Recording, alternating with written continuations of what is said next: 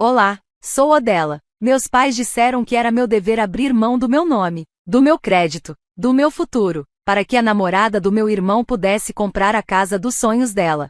Eles falsificaram documentos, mentiram para o banco e, quando descobri, sorriram, como se não fosse nada. Mas se a família consegue sorrir enquanto te trai, do que mais eles são capazes? Aquela manhã não parecia um momento decisivo. Estava tudo quieto. Minha janela dava para um pedaço do céu de Denver, que começava a mudar de cinza para azul. A chaleira apitou atrás de mim. Minha caixa de entrada estava cheia de e-mails não lidos que eu fingia responder até o meio-dia. Eu gostava desse tipo de manhã, confiável, sem drama. Minhas mãos seguravam uma caneca de cerâmica lascada. Estava escrito: não sou uma pessoa matinal. Mal sou uma pessoa. Um presente de brincadeira de um colega de trabalho com quem eu mal falava. Sorri com aquilo. Então meu telefone tocou. Número desconhecido. Normalmente, eu não atenderia, se não estava na minha agenda. Não era problema meu antes do almoço. Mas atendi. Talvez tenha sido instinto. Talvez tenha sido burrice. Alô? É a Odela Hartwell? Parei por um segundo. Havia algo no tom. Formal demais para ser golpe. Calmo demais para ser casual. Sim. Aqui é Brian White, do Liberty National Bank. Estamos entrando em contato sobre o saldo devedor da sua conta de financiamento imobiliário que termina em 2048. Pisquei. Eu não tenho hipoteca. Ele não hesitou. O empréstimo foi emitido há 3 anos no valor de $800 mil em seu nome e número de previdência social. Enviamos vários avisos. Eu nunca fiz uma hipoteca, minha voz falhou um pouco. E eu odiei isso. Eu não tenho nenhum imóvel. Vocês estão com a pessoa errada. Não, senhora. Verificamos a data de nascimento e o SSN. Seu nome está em todas as páginas. Parei de respirar por um segundo. $800 mil. Eu mal tinha 800 na minha conta corrente. Ele perguntou se eu gostaria de receber uma cópia digital completa do dossiê do empréstimo. Não consegui responder. Encerrei a ligação sem me despedir e fiquei ali, sentada, telefone na mão, coração em queda livre. Eu nem estava com medo ainda, estava entorpecida. Mais tarde naquela manhã, revirei uma gaveta da cozinha, não sabia o que estava procurando, até encontrar um panfleto fino, marca genérica, bem-vindo ao Liberty National, datado de 6 meses atrás. Eu o joguei no lixo eletrônico, sem nem abrir. Meu nome estava digitado num envelope pré-aprovado. Depois, abri o recipiente de plástico embaixo da cama, antigos formulários de imposto, contas médicas, pedaços de papelada em que eu não pensava há anos. Folheei uma pasta marcada como família e vi minha assinatura repetida várias vezes nos formulários FAFSA do Jason, nas autorizações hospitalares quando minha mãe fez cirurgia de substituição do quadril. Eu sempre ajudava, sempre preenchia as informações, sempre era quem lia as letras miúdas. Foi quando tudo aconteceu, há 3 anos, mais ou menos na época em que Jason e a namorada dele, Vera, começaram a procurar uma casa. Lembro deles comentando sobre isso no dia de ação de graças. Jason disse: o mercado está brutal. Mamãe interrompeu: a gente dá um jeito. Família sempre dá um jeito. Na época, achei que ela queria dizer que emprestariam umas economias ou ajudariam com a entrada. A frase família sempre dá um jeito parecia generosa naquela época. Agora, soava como uma arma. Não fiz nada imediatamente. Não consegui. Fiquei sentada em silêncio por horas. Olhava para meu laptop, mas nem cheguei a abri-lo. Observei a poeira dançar na luz do sol como se o tempo estivesse passando diante dos meus olhos. Tudo parecia ao mesmo tempo lento e rápido demais. Naquela noite, liguei para minha mãe. Ela atendeu no segundo toque, animada como sempre. Querida, você recebeu o assado que eu levei? Recebi. Sim, respondi. Obrigada. Oi, uma pergunta rápida. Por que tem uma hipoteca no meu nome no Liberty National Bank? Silêncio, longo bastante para que eu desconfiasse. Ah, isso? A voz dela sumiu, como se já esperasse por essa pergunta. É só papelada. O Jason precisava de uma ajudinha para conseguir a aprovação. Você não estava usando seu crédito para nada importante, né? Sentei reta na cama. Você assinou um contrato de compra de uma casa usando o meu nome? Não é como se você fosse comprar algo agora. E ele realmente precisava. Você sabe o quanto ele tem se esforçado. Eu não sabia se ria ou se jogava o telefone na parede. Esse não é o ponto. Você nem me contou. Você sempre exagera, ela disse com aquele tom desdenhoso que eu não ouvi há tempos. O Jason merece um futuro. Você sabe quanta pressão ele tá enfrentando. A gente achou que você entenderia. Você sempre foi a sensata da família. Minha voz quase não saía. E por isso você acha que ele merece uma casa no meu nome? Olha, querida, ela suspirou, você nem tem família. O Jason tá começando a dele. Ele precisa disso mais do que você. Foi tão casual, como se ela tivesse apenas pedido emprestado um suéter e esquecido de devolver. Ela não estava brava, não estava com vergonha. Na cabeça dela, era racional. Desliguei sem dizer mais nada. Não havia nada que eu pudesse dizer que ela realmente escutaria. Até que a investigação seja concluída, suas autorizações de reforma estão suspensas. Por responsabilidade legal, vocês devem desocupar o imóvel em até 30 dias. A cadeira de Ronin arrastou ruidosamente para trás. Isso é um absurdo. Fomos nós que transformamos aquele lugar. Você transformou com dinheiro que não era seu, eu disse, encarando-o nos olhos. À noite, de volta ao meu apartamento, ouvi a batida na porta. Eu já sabia quem era, antes mesmo de abrir. Era Maris. Seus olhos estavam mais fundos do que eu lembrava. As mãos tremiam, agarradas à bainha do cardigã. Ela não pediu para entrar. Ficou ali, no meu capacho, como um fantasma que ainda não sabia que tinha morrido. Só queríamos que o Ronin tivesse um futuro, ela sussurrou. Você sempre esteve bem, Odella. Não, respondi, tranquila. Eu sempre estive invisível. Há uma diferença. Entreguei um envelope lacrado. Dentro, cópias dos relatórios de dívida, análise forense das assinaturas e um cronograma de todos os roubos cometidos em meu nome. Você vai precisar disso. A lei vem aí. Ela assentiu uma vez. Não argumentou. Parecia mais velha, como se, enfim, a negação tivesse penetrado sob sua pele. Quando foi embora, não se despediu. Mais tarde naquela noite, abri uma caixa de cedro no fundo do meu armário de infância, aquela onde eu escondia cartões de aniversário e desenhos antigos. Debaixo de cartolina dobrada, havia um envelope amarelado que eu nunca tinha aberto. A caligrafia era inconfundível, vovó. Fiquei sem fôlego. A carta era simples, mas cada palavra pesava como silêncios que carreguei por anos. Fizeram isso comigo também, sua mãe e sua irmã. Não deixe que eles definam você, querida. Retire seu nome. Li 3 vezes antes de colocá-la de volta. Fiquei em pé, à janela, com o horizonte de Denver tremeluzindo sob a noite. Me sentia calma, centrada. Não triunfante, não amarga. Apenas pronta. Você usou meu nome como se ele fosse seu sussurrei, mas eu o recuperei. Meu telefone vibrou ao lado. Escrivão do tribunal. Assunto: processo aceito. Você será notificada da data da audiência. Eu sorri. Não porque venci, mas porque, finalmente, me apresentei por mim mesma. O tribunal estava em silêncio. Um silêncio profundo, do tipo que só lugares carregados de julgamentos podem ter. Sentei-me sozinho à mesa do autor, com as mãos cruzadas e a respiração calma, estável. Do outro lado do corredor, um homem de terno cinza estava sentado, representando Ronin e Vera. Não houve contato visual, nenhum reconhecimento, apenas papéis e mais silêncio. O senhor, Browner, meu advogado, se inclinou e deslizou uma única página em minha direção. Você não precisa falar, Odella, ele disse em voz baixa, mas, se falar, faça valer a pena. Eu assenti, mas já sabia. Eu não ia dizer nada.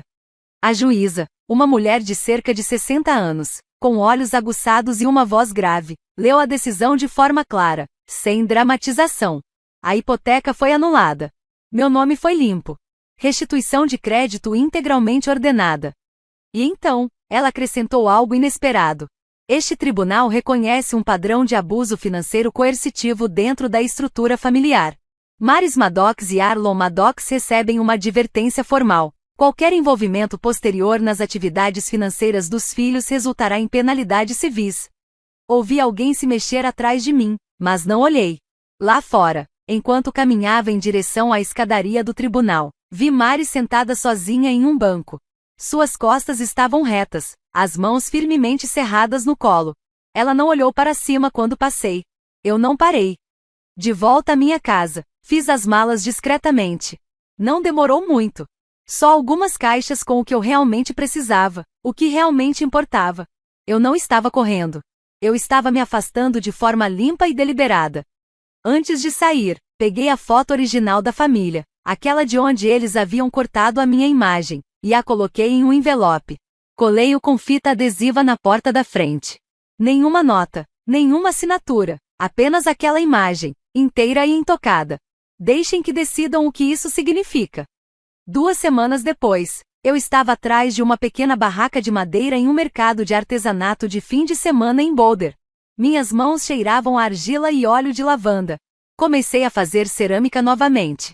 As canecas estavam um pouco tortas, o esmalte um pouco grosso demais, mas as pessoas sorriam quando as pegavam. Uma mulher de cabelos grisalhos e mechas segurava uma delas e me perguntou: "Por que essa palavra?" Eu sorri, porque não deveria existir, mas existia. Ela comprou 2. Naquela noite, de volta ao meu apartamento, preparei chá e saí para a pequena varanda que dava para um beco tranquilo. Não era muito, mas era meu. Não havia mais nome no contrato de locação. Não havia impressões digitais de mais ninguém nas minhas escolhas. Observei o vapor subindo da xícara. Sem telefonemas, sem culpa. Ninguém me dizendo para ser uma pessoa melhor. Apenas silêncio. Mas não o tipo de silêncio que te corrói. O tipo que cura. Eles usaram meu nome como se pertencesse a eles. Assinaram, pegaram emprestado, apagaram, acreditando que eu nunca faria barulho. Mas eu não precisei de barulho para ser ouvida. Eu fui embora. Sem gritos, sem ameaças. Apenas silêncio. Silêncio que eles não podiam ignorar. Naquela noite, não consegui dormir. Fiquei deitada na cama, olhos abertos, o teto girando como um carrossel lento. Cada lembrança de quando ajudei alguém voltava com um gosto novo na boca, metálico, amargo, gasto. Quando eu tinha 15 anos, o Jason bateu o carro. Meu pai culpou o tempo. 2 anos depois, quando eu amassei um paralama, me disseram que eu nunca mais dirigiria se não pagasse cada centavo do concerto sozinha. Jason abandonou a faculdade comunitária 2 vezes. Quando ganhei uma bolsa para Boulder, minha mãe só disse: "Não se gabe, ele é sensível." Eu trabalhei durante toda a faculdade. Quitei meus empréstimos estudantes antes do prazo. O Jason não conseguia manter um emprego por mais de 6 meses, mas sempre tinha o iPhone novo. Sempre tinha alguém para socorrê-lo. E eu era que nunca precisava de nada, a independente, aquela que ouvia: "Você é tão forte." Mas força, eu estava começando a entender, era só um código para "você aguenta tudo que a gente fizer com você." Fechei o laptop, não chorei, não gritei, fiquei ali, sentada, num silêncio que eu nunca tinha sentido antes. Não era paz, nem calma, era uma quietude tão densa que parecia ter peso. Eles usaram meu nome como se fosse deles. Talvez, para eles, sempre tivesse sido. Mas isso estava prestes a mudar. Não precisei de despertador. Meus olhos se abriram antes do sol alcançar os telhados vizinhos. O quarto parecia pesado, aquele tipo de silêncio que só vem depois que algo importante se quebra. Empurrei o cobertor e caminhei descalça pelo piso de madeira até o arquivo que eu escondi ao lado da minha escrivaninha. Era uma daquelas gavetas metálicas antigas, que comprei de segunda mão quando achei que organizar minha vida em pastas me daria algum controle sobre ela. Comecei a puxar documentos, formulários escolares, declarações de imposto, autorizações médicas, todos os papéis que, nos últimos 10 anos, precisaram da minha assinatura. Alguns ainda cheiravam a toner de impressora. Depois, abri o e-mail da Liberty National. O PDF demorou a carregar. Fiquei encarando o ícone girando, como se ele fosse desaparecer se eu olhasse fixamente. Quando finalmente apareceu, dei-o na linha da assinatura. À primeira vista, parecia minha curva do U, a cauda do A, mas então vi o R em Hartwell. Não caía, o meu sempre caía, e o Y tinha uma ondulação que não era minha. Quem fez aquilo? Praticou, estudou, quase admirei o esforço até ver o carimbo do cartório. Foi aí que meu estômago revirou.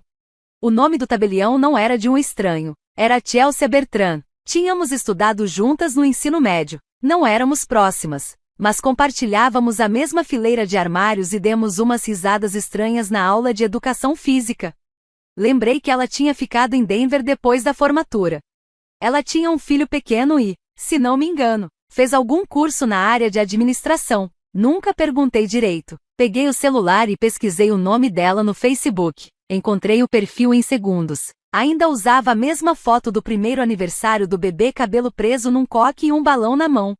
Mandei uma mensagem. Oi, Chelsea, aqui é a Odella Hartwell. Uma pergunta rápida. Você autenticou um documento de hipoteca do Liberty National Bank em meu nome, há alguns anos? Não esperava a resposta rápida, mas, 1 hora depois, meu telefone tocou. Oi, Odella, eu autentiquei. Sim, sua mãe disse que você estava doente e não podia ir. Disse que era urgente. Eu nem pensei muito. Ela parecia tão abalada. Se eu fiz algo errado, me desculpe. Li a mensagem 2 vezes, depois mais 3. Meus dedos começaram a formigar, como se estivessem mergulhados em água gelada. Ela não disse aquilo com maldade. Ela não sabia. Chelsea acreditou na minha mãe, na mesma mulher que já me colocou de castigo por não lavar a louça. Rápido o suficiente quando ela disse que eu estava doente demais para assinar minha própria hipoteca, como se eu não existisse como adulta, legalmente, como se eu fosse só uma assinatura conveniente. O ar no meu apartamento parecia mais denso. Fui até a janela, abri um pouco e me inclinei. Alguns carros passaram. Alguém passeava com o cachorro. O mundo seguia normalmente, como se nada tivesse acontecido. Mas aconteceu. Algo tinha quebrado. Por volta das 2 da tarde, eu ainda estava sentada à mesa da cozinha quando ouvi batidas na porta. Não me movi de imediato. Eu não estava esperando ninguém. O nó no estômago voltou, mais apertado. Quando abri, um homem de colete refletivo estava na varanda, com uma prancheta na mão. Atrás dele, um caminhão de reboque parado no meio-fio.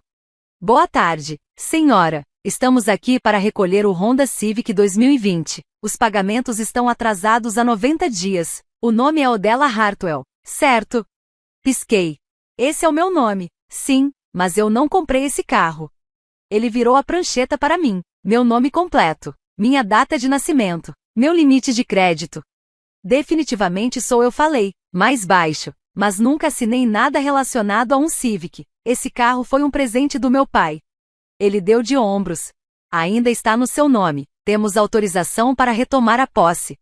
Saí enquanto ele se aproximava do carro. O vento soprava mais forte do que deveria. Observei-o prender o cabo sob o eixo dianteiro e apertar com firmeza. Alguns vizinhos espiavam pelas persianas. Um chegou a sair na varanda só o suficiente para parecer preocupado, mas não disse nada. Eu não protestei. O que eu diria? Sentei no degrau da frente, sentindo o concreto frio pressionar as costas das minhas pernas. Enquanto o Civic era rebocado, percebi que não se tratava só do carro, nem da hipoteca, nem da mensagem da Chelsea. Era tudo. Foi na formatura do Jason, quando paguei o buffet porque ele teve um ano difícil. Foi a vez em que minha mãe usou minha restituição do imposto de renda só para guardar porque o Jason não conseguiu pagar o aluguel e nunca me devolveu.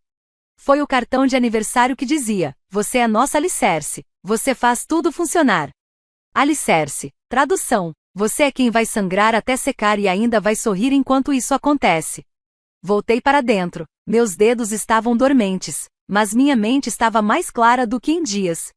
Peguei um bloco de notas amarelo da gaveta. No topo, escrevi em letras maiúsculas: casos de uso não autorizado da minha identidade. Sublinhei uma vez, depois outra. Agora eu tinha uma lista a fazer, e não precisava mais ficar em silêncio. O bloco repousava no meu colo como se estivesse segurando o fôlego por mim. 5 entradas. 5 momentos em que meu nome foi usado como chave reserva. Eles nunca devolveram nada. Virei a página. E depois mais uma. Eu não tinha terminado. Ainda não. Olhei para a última palavra que havia escrito hospital e a sublinhei com o lado da caneta. Sem precisão, mas com força. Essa palavra me trouxe à mente algo que eu evitava há meses. Não porque tivesse esquecido, mas porque me assustava. 6 meses atrás, fui parar no pronto-socorro. Uma reação alérgica a frutos do mar, erro de alguém no buffet de um evento do trabalho. Minha garganta fechou tão rápido que só me lembro da ambulância em flashes. Fiquei inconsciente por mais de 12 horas. A única visitante registrada durante minha internação foi minha mãe, e eu não questionei. Achei reconfortante. Claro que a mamãe estaria lá, mas agora, não consigo parar de pensar. O que ela fez durante aquelas horas em que eu não conseguia me mover, não conseguia sinalizar, não conseguia falar? Abri meu laptop. Entrei no meu e-mail antigo e rolei até a data do incidente. Não demorou muito para encontrar. Parabéns! Sua solicitação de hipoteca da Liberty National Mortgage foi aprovada. Horário, 15h11.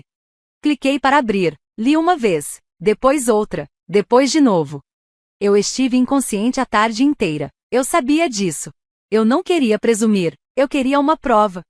No dia seguinte, liguei para o hospital. Fingi que estava apenas organizando meus registros médicos. Fui transferida de setor em setor, até que uma mulher chamada Trina, da área de registros, atendeu. Você pode confirmar quem assinou minha papelada de admissão durante minha ida ao pronto-socorro em outubro? Houve uma pausa. Depois, sons de digitação. Parece que foi um parente, uma mulher listada como Patricia Hartwell. Minha mãe. Entendi. Você, por acaso, tem a data e hora exatas da minha internação? Ou alguma filmagem do quarto? Trina ficou em silêncio por um momento. Depois falou suavemente. Você deu entrada às 14h12. De acordo com os registros de enfermagem. Estava inconsciente às 14h29. Temos uma câmera no corredor que podemos usar para confirmar. Ela me ligou de volta 2 horas depois. A voz dela estava diferente. A gravação mostra sua mãe entrando no seu quarto às 14h47. Você está claramente inconsciente. Sinto muito se isso é perturbador, mas você não se mexe em nenhum momento do vídeo. E a assinatura da hipoteca foi registrada com data e hora, 15h11. Eu não disse nada, e ela também não. Ela não precisava. Desliguei o telefone, sentei lentamente. Minhas mãos caíram no colo. Pela primeira vez, eu não chorei, não gritei. Fiquei apenas sentada, sentindo o peso se acomodar ao meu redor. Uma assinatura falsificada enquanto eu não podia nem falar. Porque essa era a versão mais segura de mim para eles explorarem, a silenciosa. Naquele fim de semana, dirigi até os arredores de Denver, até um depósito que eu quase tinha esquecido que existia. Eu não ia lá desde que me mudei de apartamento, 2 anos atrás. O ar era seco e pesado, e tudo estava coberto por uma camada fina de poeira. O lugar estava cheio de coisas que eu nunca consegui jogar fora, álbuns de família, cartões de aniversário em que não me senti celebrada, até as caixas que meu pai insistia que guardássemos com as decorações de Ação de Graças. Abri uma com a etiqueta, Ação de Graças 2022, lá dentro, escondido entre uma abóbora de cerâmica e uma vela que há muito tinha perdido o cheiro, havia um porta-retratos. Eu me lembrava dele. Ficou sobre o aparador naquele ano, perto do recheio de pão de milho e do molho de cranberry aguado que ninguém tocou. Meus pais o exibiram com orgulho como a família Hartwell. Na foto, estavam meus pais, meu irmão Jason e a namorada dele, parados em frente à nossa casa. Eu não estava lá, pisquei, mas eu estava lá naquele dia. Dirigi 3 horas para aquele jantar. Levei sobremesa, torta de nozes e barrinhas de limão porque minha mãe disse que nem todo mundo gosta de chocolate. Revirei ainda mais e encontrei um envelope com fotos impressas, ainda com aquele brilho da farmácia. Tirei-o de dentro da caixa. Lá estávamos nós todos, nós inclusive eu, em pé, bem no meio dos meus pais, com um braço no ombro do Jason. Eu estava usando aquele suéter laranja queimado que sempre adorei no outono. Eles me apagaram, não de forma metafórica literalmente. Pegaram a imagem e me cortaram dela. Sentei no chão frio de concreto, com o envelope ainda aberto no colo. A luz fluorescente acima piscou uma vez, depois de novo. Eles não tinham parado na assinatura forjada. Eles estavam começando a me apagar de documentos, de decisões, de memórias. Eu não era só o plano B, eu era o invisível. Segurei as 2 fotos, uma comigo, outra sem mim, lado a lado. Minhas mãos não tremiam, não mais. Você me tirou da cena, sussurrei. Agora eu vou escrever uma que você não vai poder apagar. Não mandei mensagem imediatamente. Passei horas naquela noite olhando para a foto recortada, segurando-a como se fosse radioativa. Na manhã seguinte, coloquei as 2 versões lado a lado na minha mesa, uma comigo, outra sem mim, e tirei uma foto. Depois, abri uma conversa que eu não tocava havia semanas. Vou ao jantar de domingo. Foi tudo o que escrevi. Coloquei a foto original no bolso lateral da bolsa, fechei o zíper e não a toquei de novo até o fim de semana chegar. O domingo estava frio, aquele tipo de frio do fim do inverno, que faz tudo parecer estéril. Cheguei à casa dos meus pais em Centennial alguns minutos depois das 5, o mesmo sedã cinza na garagem, o mesmo sino de vento tilintando contra a luz da varanda. Lá dentro, o cheiro era de limpador com aroma de limão e rosbife, tudo era brilhante demais, polido demais.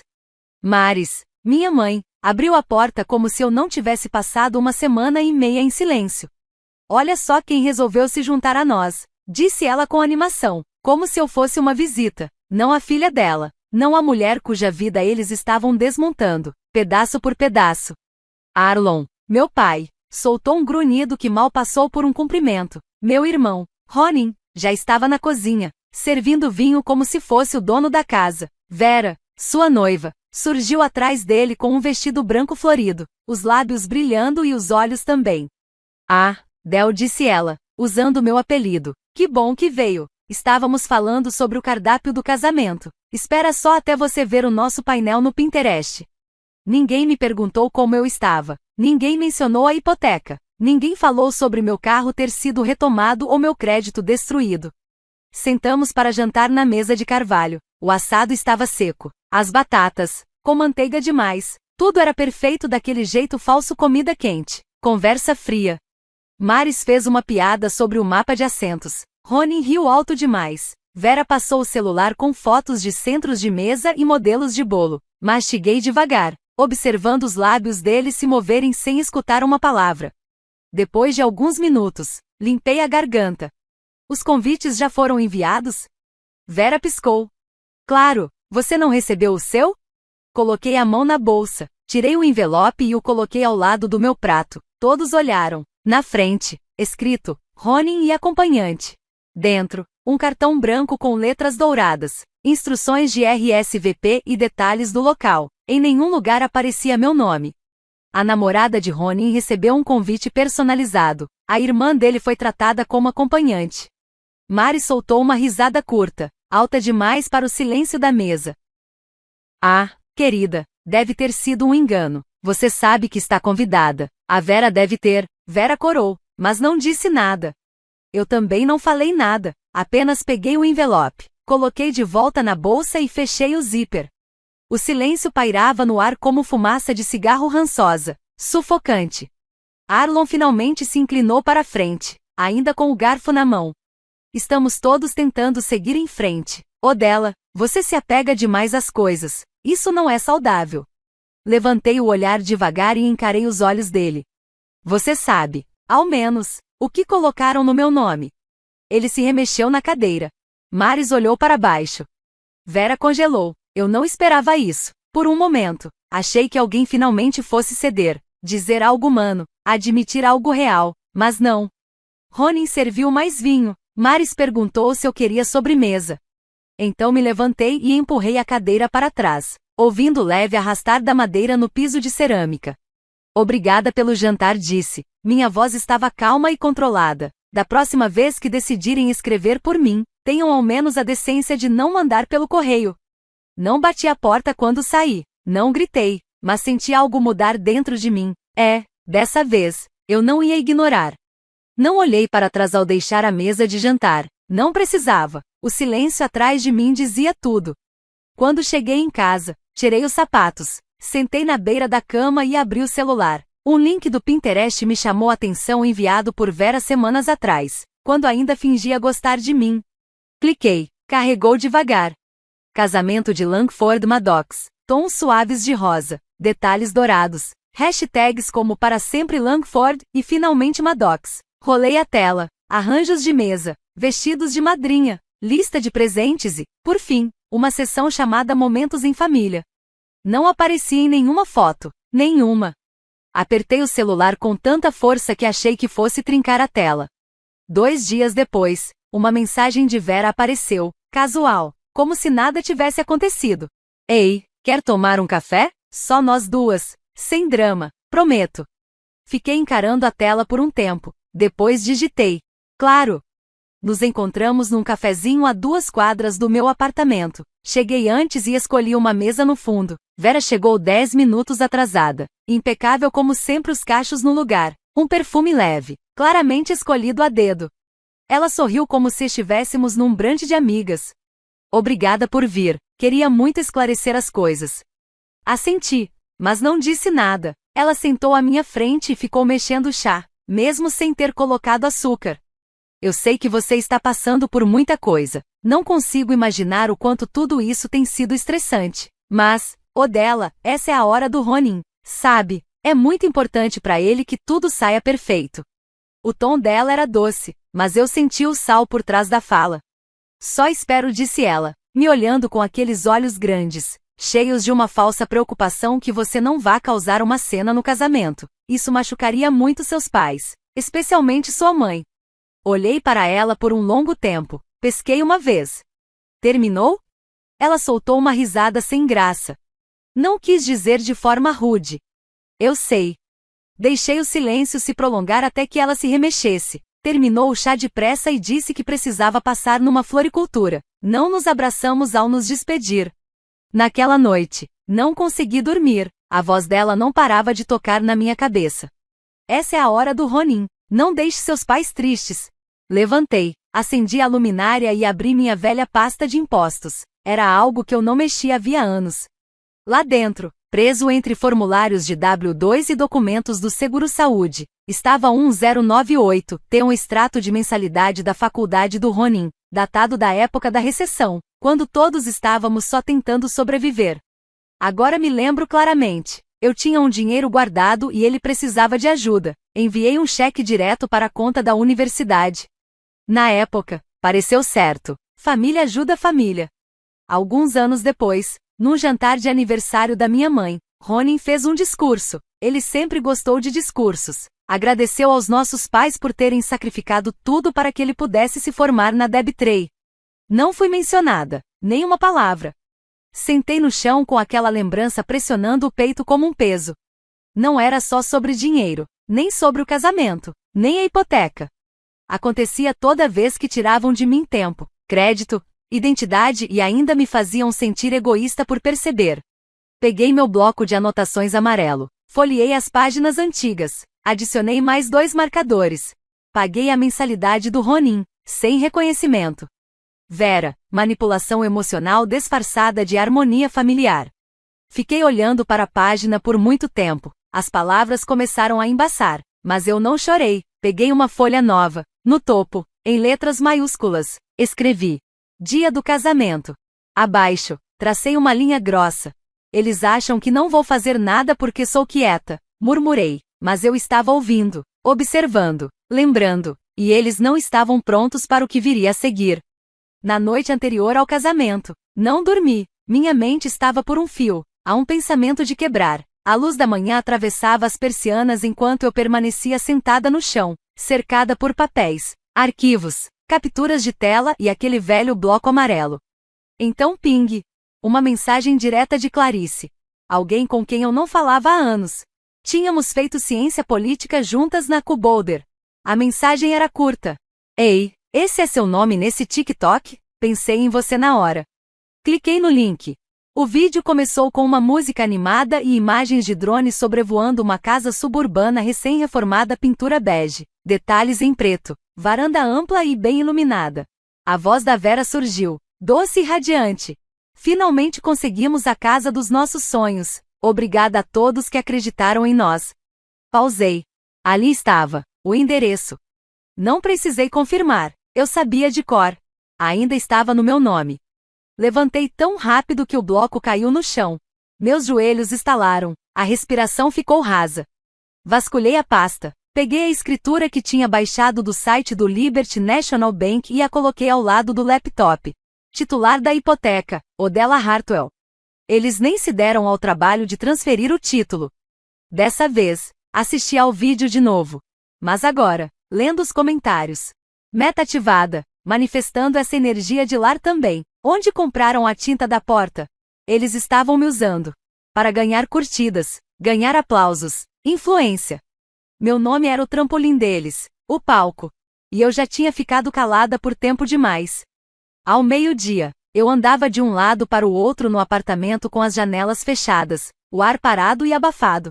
Mandei uma mensagem para a Sloan, uma amiga da época em que eu fazia bicos administrativos. Hoje, ela era analista jurídica no escritório médio em Denver. Posso passar aí hoje? Ela respondeu. Claro, tá tudo bem? Não estava, mas escrevi que sim. 1 hora depois, eu estava sentada diante dela, numa sala de reuniões cinza com cheiro de toner e ambição. Sloan abriu meu arquivo na tela e franziu a testa. Odella, você tem 5 obrigações financeiras ativas no seu nome. 3 delas estão ligadas a imóveis ou contas onde os usuários principais não são você. Ela se inclinou para a frente. Isso não é por acaso, é padronizado, especialmente se for dentro da sua família. Meu estômago revirou. Um padrão? Perguntei, quase sussurrando. Uma estratégia, respondeu ela. Um advogado especializado em ações coletivas analisaria isso e chamaria de estrutura deliberada de exploração de identidade. Você não é só vítima, você é o mecanismo que eles estão usando. A palavra me atingiu como o estalo de um trem de carga. Mecanismo. Eu não era uma pessoa para eles. Eu era uma pontuação de crédito. Posso te indicar uma especialista, continuou Sloan. Ela cuida de casos de fraude familiar. É implacável. Assenti. Ela imprimiu tudo, cada item sinalizado, cada sobreposição suspeita. Coletei as páginas como se fossem minha armadura. De volta em casa, espalhei os documentos sobre a cama, abri uma nova janela do navegador e digitei: Liberty National Bank, fraude, denúncia de abuso de identidade. Cliquei no formulário. Carreguei meus arquivos de apoio. Pausei sobre o campo da linha de assunto.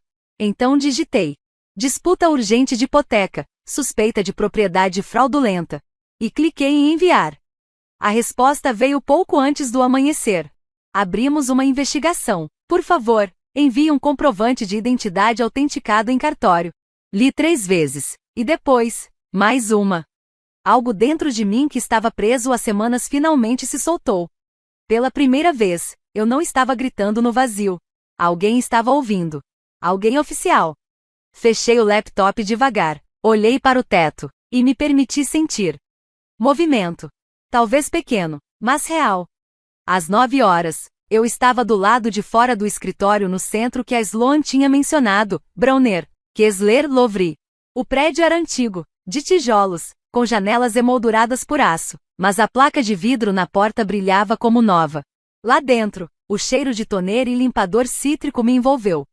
Dei meu nome. 10 minutos depois, estava sentada em frente ao Sr. Clay Browner, um homem de olhos cansados e voz áspera como lixa.